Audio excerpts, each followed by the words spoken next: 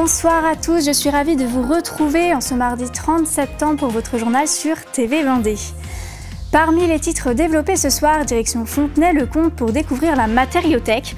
Recycler mais surtout réutiliser, c'est le principe de cette nouvelle adresse. Dans ce grand espace installé à la déchetterie, chacun peut venir avec des matériaux de chantier et repartir avec ce dont il a besoin. Un geste à la fois écologique et solidaire. Changement à la tête des Sables d'Olonne. Après 17 ans de mandat, Yannick Moreau cède sa place. Nicolas Généchaud, son premier adjoint, prend le relais et devient le nouveau maire de l'agglomération. Aux Herbiers, l'EHPAD a fêté l'anniversaire d'un résident pas comme les autres. Twix, un Golden Retriever, arrivé il y a un an. Ce chien de médiation partage le quotidien des personnes âgées et leur apporte réconfort, présence et bien-être. Mais avant de commencer ce journal, on commence par ce grave accident cet après-midi au niveau des Magny-Régnier au nord de Luçon. Le choc frontal de 4 voitures un peu avant 14h30. 7 personnes au total sont concernées par cet accident, dont un quinquagénaire héliporté vers le CHU de Nantes et 2 femmes au CHD de La Roche-sur-Yon. 29 pompiers ont été dépêchés sur place et des déviations ont été mises sur place le temps de l'intervention. À Fontenay-le-Comte, on peut désormais récupérer et déposer des matériaux de chantier. La matériothèque vient d'être inaugurée au cœur de la déchetterie de la ville, une initiative signée du SICODEM, le syndicat de collecte des déchets en Sud-Vendée. Les gens réclamaient beaucoup et il y a toujours du monde qui regarde dans les bennes pour se servir. Et dans les bennes, ils n'ont pas le droit. On n'a pas le droit d'aller dans les bennes, c'est dangereux de toute façon. Donc c'est vrai qu'il y avait une vraie demande. Et puis ça permet aussi d'enlever des matériaux qui peuvent encore servir. Donc on a créé ça pour mettre tout à l'intérieur et les gens peuvent déposer comme récupérer. C'est sur Fontenay parce que Fontenay capte 50% environ de nos déchets ici sur les déchetteries. Et après, le reproduire sur Benay, sur Vix, parce que c'est vraiment une demande des gens, on l'a vu depuis 2 mois. Les gens utilisent très bien ce nouveau service et tout ça dans la politique du réemploi et diminuer les déchets qui vont à l'enfouissement. Diminuer les déchets et offrir aux habitants un nouveau service, c'est l'objectif premier de la matériothèque.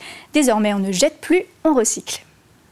Oui, de toute façon, aujourd'hui, le but, c'est d'essayer de produire le moins de déchets possible et comme on en produit, d'essayer de les valoriser un maximum. Donc l'exemple de la matériothèque qui est derrière moi participe justement à cette réduction de déchets. On réutilise des objets qui peuvent servir à d'autres personnes. C'est vrai que le mot déchetterie aujourd'hui correspond beaucoup moins à ce qu'on y faisait avant. Aujourd'hui, on est plutôt en train de recycler des objets. Il y a 80% pratiquement des objets autour de nous qui sont valorisés, que ce soit le verre, le bois. Donc il faut qu'on continue pour que ce tout venant, ce qu'on appelle ce qui reste à l'enfouissement, ce qui ne peut pas être valorisé, diminue. Et là, l'exemple sur les SICODEM avec la matériothèque va contribuer à diminuer le tout venant sur la déchetterie. C'est une page qui se tourne pour Yannick Moreau. Après 17 ans passés à la tête de l'agglomération, l'ancien maire a officiellement cédé sa place à son premier adjoint, Nicolas Généchaud. La passation s'est déroulée dans la mairie annexe d'Olonne-sur-Mer, un lieu chargé de symboles puisque c'est ici que Yannick Moreau avait été élu pour la première fois. Son successeur prend désormais les rênes de la ville. Il a maintenant 6 mois pour faire ses preuves avant le prochain rendez-vous électoral prévu en mars 2026. Un passage de flambeau en bonne et due forme. Nicolas Généchaud succède à Yannick Moreau à la mairie des Sables d'Olonne. La salle du conseil était bien remplie pour assister à ce moment qui met fin à 17 ans de carrière politique pour Yannick Moreau. Au début du mandat, cette équipe municipale a fixé un cap. Les discours sous forme d'hommage sont revenus sur l'ouverture de l'Arena ou la fusion des communes créant les Sables d'Olonne. Ta présence permanente sur le terrain, sans répit et sans anonymat. Au milieu des louanges, seulement un membre de l'opposition a dénoncé le bilan budgétaire de l'ancien maire de la commune. Ce soir, on a assisté à un pot de départ qui n'a rien à voir avec ce qui intéresse les Sablés au quotidien. Je l'ai même dit à la fin, nous n'avons toujours pas de budget. Seule la succession compte.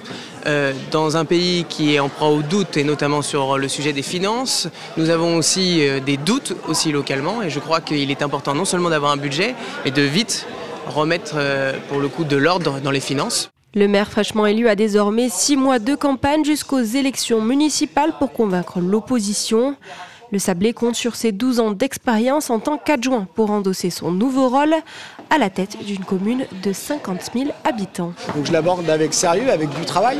Je suis quelqu'un qui m'investit beaucoup, qui travaille beaucoup, et donc je veux vraiment que ça soit le plus, à la fois le plus neutre et le plus positif pour les Sablais. Donc les 6 mois, l'objectif c'est qu'évidemment cette ville elle puisse continuer de rayonner, qu'elle puisse être une ville sûre. C'est aussi une spécificité, on a une qualité de vie qui n'est pas comparable forcément à d'autres villes. Donc ça je vais m'y atteler, je m'y attelle déjà depuis janvier et je vais m'y atteler encore plus demain.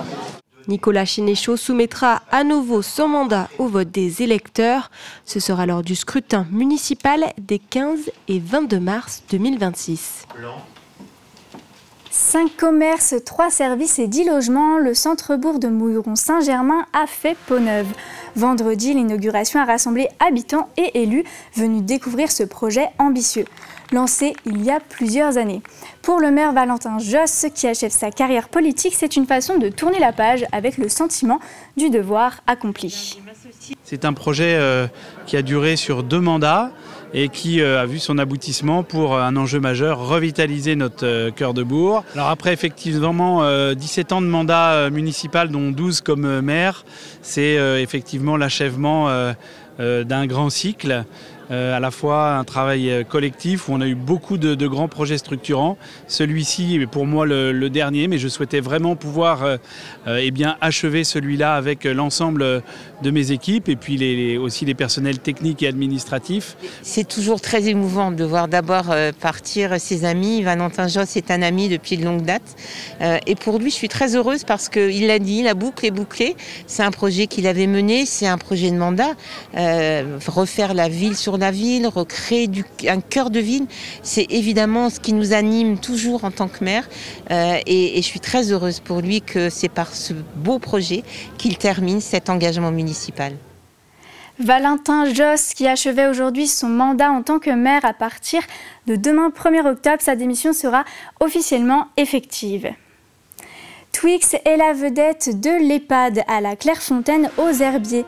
Depuis 1 an, ce Golden Retriever vient 3 jours par semaine apporter sourire et souvenirs aux résidents, toujours accompagné de Mélina, animatrice à la résidence et maîtresse de l'animal. Et pour célébrer son anniversaire, l'équipe a organisé un petit buffet pour remercier ce résident, pas comme les autres. Vous pouvez retrouver l'intégralité de cette interview sur notre site internet. Quoi de mieux que de concilier activités sportives et culturelles? C'est possible à La Roche-sur-Yon. Depuis 5 ans, en partenariat avec le Pass Jeune de la ville, un tour à vélo de 2 heures est organisé pour les 16-25 ans. L'occasion de découvrir des lieux culturels, mais aussi les avantages auxquels ils ont droit. Entre quiz et cadeaux à gagner, l'ambiance était au rendez-vous. Louise Ménouri a suivi le groupe à vélo pour ne rien manquer de cette balade originale.